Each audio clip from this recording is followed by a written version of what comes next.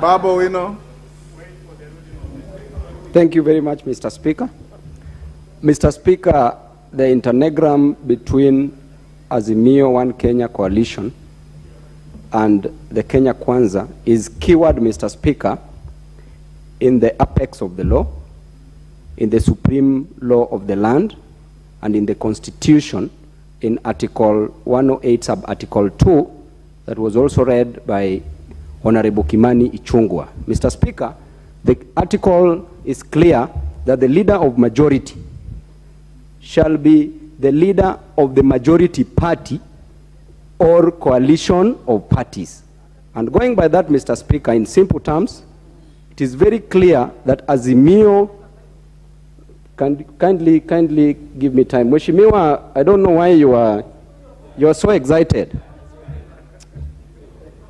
Mr. Speaker, going by that fact, it is very clear, Mr. Speaker, that Azimio One Kenya Coalition Party is the majority party in the National Assembly.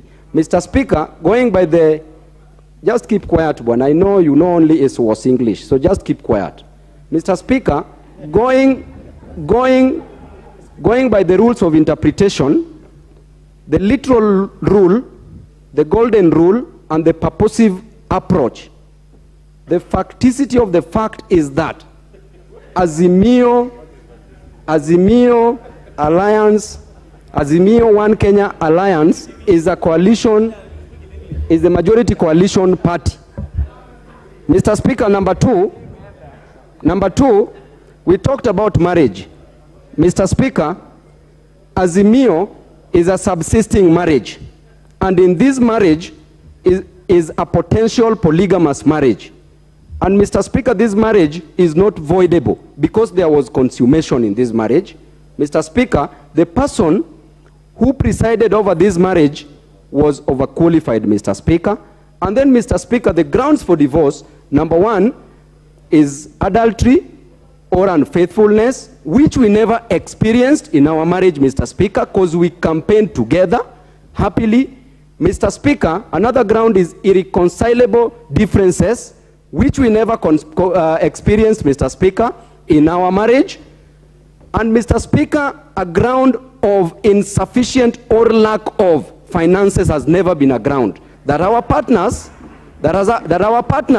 having seen that Kenya Kwanza was forming the government, they ran away. Mr. Speaker, that marriage is not voidable. Lastly, Mr. Speaker, when we talk about Article 36, as quoted by Honorable Didmas Baraza on the Bill of Rights, the right to associate, Mr. Speaker, there are limitations to the bills of right, including the right to life.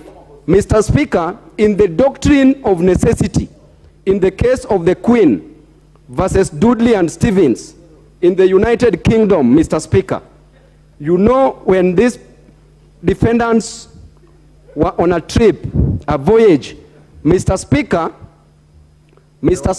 as I finish. The ones who ate a small boy. Yes.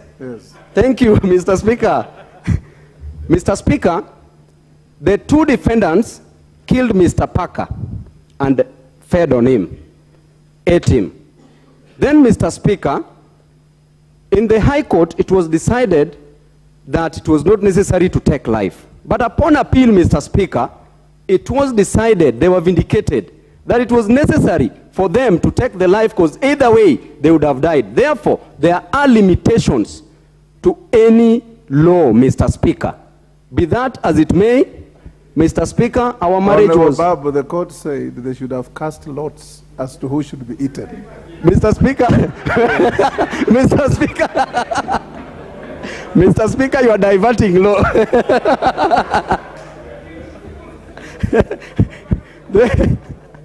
Therefore, Mr. Speaker, in conclusion, I would like to say that this requires simple interpretation, and we've already been given direction by the majority leader and the majority whip, Honorable Junet, and the majority leader, Honorable Wandai, on the direction to take on this matter, Mr. Speaker. Thank you. Honorable Ndindi Nyoro.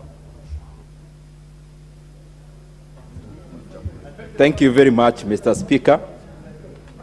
And I first want to thank the people of Kiharu for giving me another chance to come and serve them here in the August